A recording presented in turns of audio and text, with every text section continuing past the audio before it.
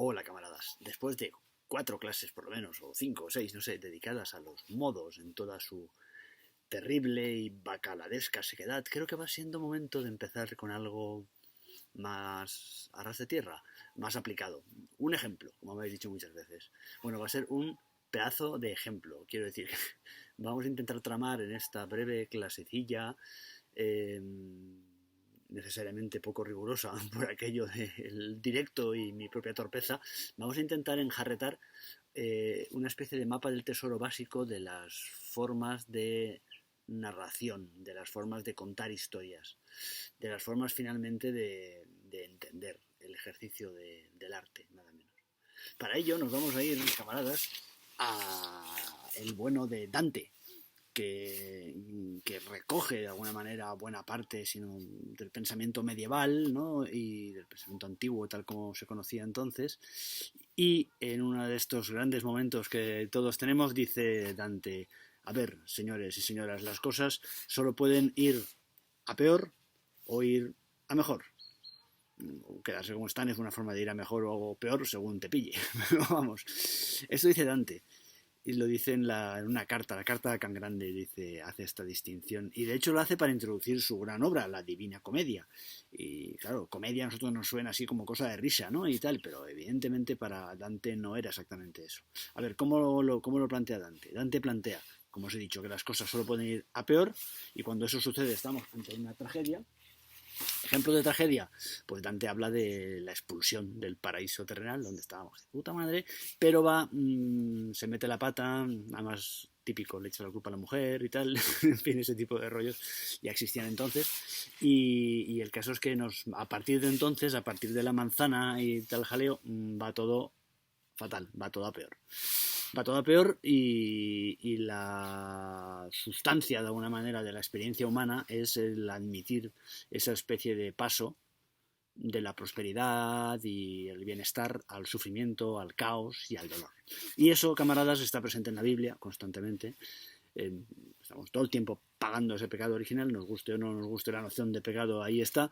Y está también en la cultura griega, en la cual, bueno, pues evidentemente el personaje de tragedia, Antígona, por ejemplo, pues está más o menos ahí acopladilla con sus hermanos, con Eteocles y Polínices y tal y cual, y de repente las cosas se ve que solo pueden ir a peor. Los dos hermanos se pelean, se enfrentan, se matan, el tirano prohíbe el entierro, en fin, ya sabéis, terrible.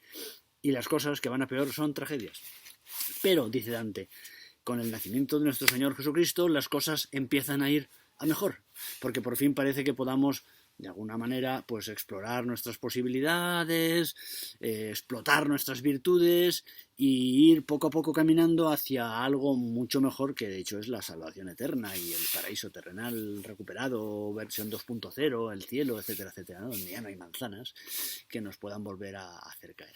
Entonces, según Dante, insisto, tendríamos dos grandes polaridades: la tragedia y la comedia. Las cosas van a peor, las cosas van a mejor, ciertamente. Pero ¿cómo se trama esto? ¿Realmente vas de la una a la otra o de la una a la otra sin mediación alguna? Pues no lo creo.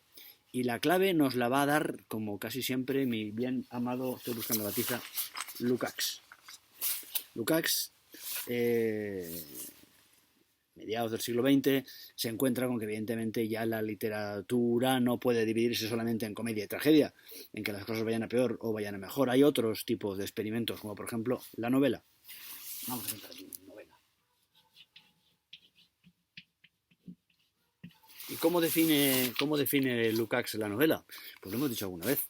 La novela para Lukács describe la acción de un sujeto problemático, no me cree a nadie, de un tipo un poco macarra que se mete en broncas, de un sujeto problemático en un mundo contingente, dice Lukács. Y aquí ya no suenan los términos, ¿verdad? Resulta que la novela o el romance, de hecho cualquiera de los romances medievales, si queréis contar, funcionaría exactamente igual que la novela. Tanto es así que en francés novela se dice román, o sea que la relación está muy, muy tramada. La novela, insisto, describe la dinámica de un individuo problemático en un mundo contingente. Pero ¿de dónde viene esto? Ahí lo vamos a ver y vamos a empezar a ver. si aquí tenemos la contingencia, ¿verdad? Ya os suena este esquema, que no en vano es el que hemos ido explicando y que vamos a intentar aplicar. ¿Qué relación tendría el héroe de novela, como Quijote, Madame Bovary, Julián Sorel, qué relación tendría con el héroe trágico, con Antígona? Pues bien, yo creo que es muy obvio, y Lukács nos da la pista, de que el héroe trágico, la heroína trágica como Antígona en este caso, es un individuo problemático, ciertamente, en eso coincidimos, porque es también broncas y no acepta tal cual lo que le viene impuesto o dado, pero a diferencia de Quijote o de Madame Bovary, el mundo en el que se mueve Antígona o en el que se mueve Edipo es un mundo no contingente, es un mundo necesario.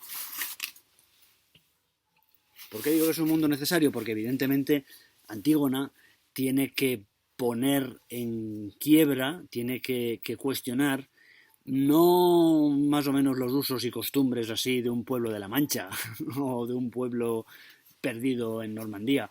Tiene que cuestionar nada menos que el orden mismo del cosmos, como de hecho hace Eva cuando le da la manzana a Adán infringiendo la única prohibición que tenían. Esa transgresión, esa problematicidad, al darse en un mundo necesario, quiebra completamente el repertorio. Por eso el héroe trágico es mucho más... digamos que ambos acaban mal, el héroe trágico y el héroe de la novela esta, pues eso, clásica o pura, ¿no? Luego hablaremos de otros experimentos. Lo característico de este lado de la pizarra es que aquí los personajes acaban mal. Acaba mal Antígona, acaba mal Edipo, acaba mal Quijote, Bovary, todas. Pero el personaje trágico acaba mal rompiendo o desafiando más bien un gran repertorio, en este caso el repertorio del orden cívico y del orden divino, que cuando lo rompes eres literalmente expulsado del paraíso terrenal o de la sociedad de los hombres, te entierran vivo como Antígona, ¿verdad?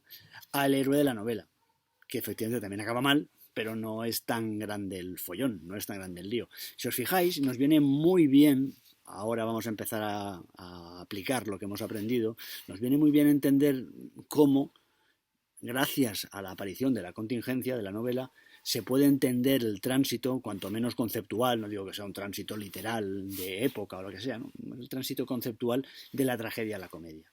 ¿Por qué? Porque la novela lo que hace es de hecho mostrarnos que el orden que se rompe no es necesario, sino contingente. Es decir, es un orden mucho más abordable, mucho más cuestionable, que conviene ir resquebrajando, que también es un orden puro y duro y por eso provoca la muerte final de los personajes de novela. Pero vaya, no es tan terrible como el orden divino o como el que nada menos que divide la historia, ¿no? En el caso de los cristianismos y bueno, y en gran medida también en el caso de los griegos, ¿no? Con Prometeo, por ejemplo, ¿no? O sea, la violación esa trágica es tan fuerte que no podríamos pasar de ella directamente a la comedia. Hace falta que ese orden se desborde, se resquebraje, se agriete, y en esas grietas es donde aparece el personaje de novela, que nos permitirá, en esta dinámica que ya conocemos, llegar a la comedia. Si el héroe de la tragedia era un individuo problemático en un mundo necesario y el héroe de la novela era un individuo problemático en un mundo contingente, evidentemente el héroe de la comedia, tal como lo plantea Dante, será un individuo también problemático, porque luego veremos qué pasa con los individuos aproblemáticos, será también un individuo problemático en un mundo posible. Es decir, ya no es un mundo cerrado como un mundo de la necesidad, ya no es un mundo contingente como esa necesidad deshaciéndose, es un mundo posible, es un mundo abierto, abierto a nuestra intervención, a nuestras disposiciones, a nuestras intervenciones, abierto a ser configurado. Entonces, claramente entendemos como la comedia, tal como la planteaba Dante, es decir, el ir hacia lo mejor, se asocia a la apertura del campo de la posibilidad. Vamos a contar la P de posibilidad. Y esto nos deja claramente, si Dante sugería los dos primeros términos, comedia y tragedia, con Lukács metíamos la novela, nos faltará algo para acabar ese atractor, ese mapa del tesoro, ¿verdad? ¿Qué podrá ser? ¿Qué podrá ser aquello en el que de alguna manera sigamos acabando relativamente bien, pero venzamos la dinámica esta posibilista que había incorporado la comedia? Sin duda lo que nos falta aquí, en esta especie de esquema básico de narratividades, yo creo, a mí me falta, o yo he hecho en falta, la sátira. Del orden que sea. Puede ser una parodia, puede ser una historia picaresca en la cual evidentemente también se imita de una manera burda y tal a los personajes más o menos heroicos, pero creo que la sátira está muy bien aquí porque de hecho nos va a hacer entender cómo funciona, cómo narra, cómo se siente un individuo problemático, ya no en un mundo posible, sino en un mundo imposible, es decir, en un mundo donde aquello que hagamos da igual, donde aquello que hagamos no es trascendente.